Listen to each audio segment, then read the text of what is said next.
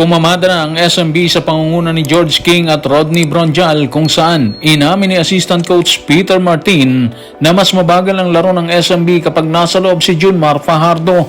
Tinimbang naman ni Coach Yeng Guiao ang 3-year ban na ipinatutupad ng PBA sa mga player na tumatawid sa ibang liga abroad.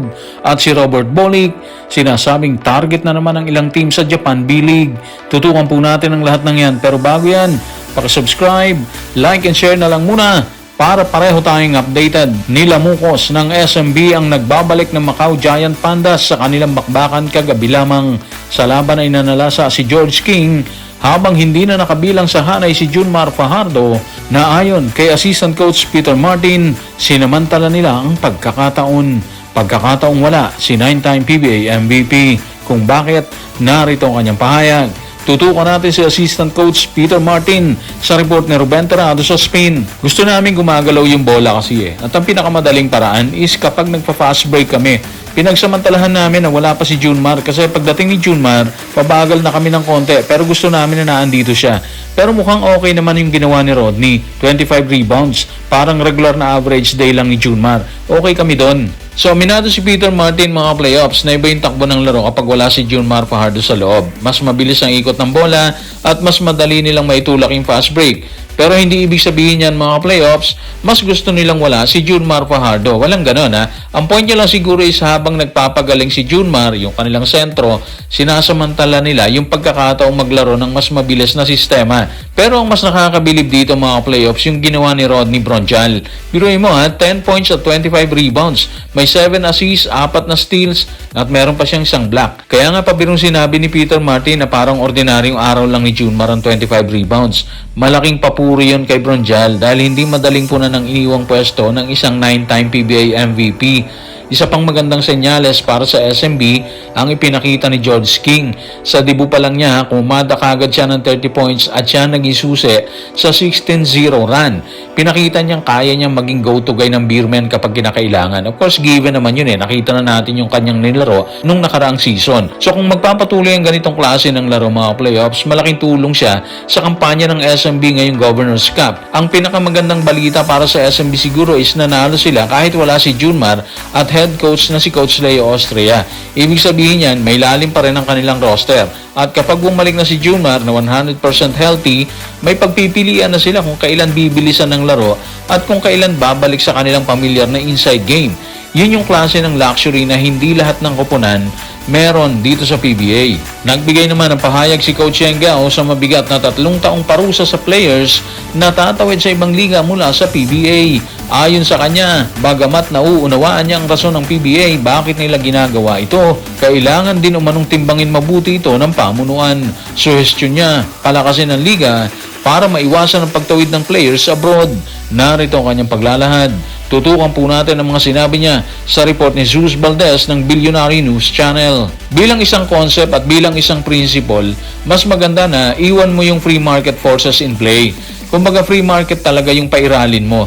Pero naiintindihan ko rin na yung liga, yung PBA, kailangan protektahan ang kanyang sarili para hindi basta-basta maagaw ng ibang liga yung mga players nila, yung mga foreign leagues. So naiintindihan ko yon. Kailangan palakasin mo internally yung liga. Temporarily, pwede. But at a certain point, baka kailangan i-open up na natin yung liga, no? So, eto na mga playoffs. Para sa akin, may point yung sinabi ni Coach Yeng, Bilang coach na matagal nang nasa PBA, naiintindihan niya kung bakit ipinatutupad ang 3-year ban rule. Hindi naman ito ginawa para pahirapan yung players. Kung hindi para protektahan yung liga laban sa mga foreign leagues na kayang mag-alok ng mas malalaking sweldo. Pero maganda rin ang ikalawang bahagi na sinabi niya ni Coach Yeng. Ang gusto ni Coach Yeng, huwag habang buhay umasa sa pagbabawal. Sa halip, dapat mas palakasin mismo ang PBA. Mas magandang pasahod, mas maayos na sistema, at mas maraming opportunity para kusang piliin ng mga players na manatili sila dito. Kapag matatag ang sariling liga, hindi na kailangan higpitan ng gusto yung mga players, di ba? Sa totoo lang mga playoffs, mahirap ang sitwasyon ng PBA ngayon Hindi na lang bilig ang kalaban nila ngayon. Nandiyan na rin ang KBL at iba pang Asian leagues na agresibong kumukuha ng import at Asian players. Kaya naiintindihan din natin kung bakit nag-iingat ang PBA. Ayaw nilang biglang maubos ang kanilang mga homegrown stars.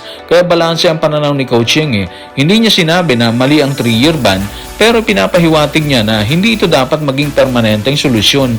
Darating ang panahon kasi na yung tunay na laban ng PBA, hindi ang pagpigil sa pag-alis ng players, kung hindi ang paggawa ng isang liga na gugustuhin nilang manatili dahil magandang opportunity at kinabukasan nila dito. Sa usapin pa rin ng pagtawid sa ibang liga, pinasabog ni Homer Saison ang balitang ilang kupunan pa rin sa B-League ang malaki ang interes sa sharpshooter na si Robert Bolick. Kung matatandaan, nauna nang tumawid si Bolick sa nasabing liga, subalit kaagad din itong nagbalik sa bansa, bunga ng hindi rin malinaw na kadahilanan. At ngayon, muling nabubuhay ang usapin sa muling panliligaw ng B-League teams. Narito ang report. Tutukan po natin ang mga pasabog ni Homer Saison sa kanyang official X or Twitter account. Kakapasok lang habang nag-uulat ako tungkol sa mga bagong pirmahan ng mga player. Ilang mapagkakatiwala ang source sa Japan na nagsabi sa akin na nasa radar pa rin ang ilang B-League teams si Robert Bolick at handa silang kunin siya kapag nagkaroon ng pagkakataon. Kaya ba ni Robert Bolick na subukan muli ang paglalaro sa Japan sa ikalawang pagkakataon? So kung totoo man yung ulat na to mga playoffs, ibig sabihin lang, hindi pa rin nawawala ang mataas na tingin ng mga B-League teams kay Robert Bolick.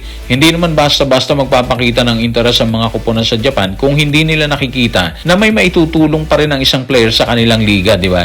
Kung matatandaan natin, hindi ito yung unang pagkakataon na maiuugnay si Bolick sa B-League. Dati na rin siyang naglaro sa Japan, pero hindi rin siya nagtagal at bumalik sa Pilipinas sa mga kadahilanang hindi rin naging malinaw sa publiko. Kaya kung sakaling bumalik siya ngayon, sigurado mas magiging maingat na yung magiging desisyon niya kumpara nung una.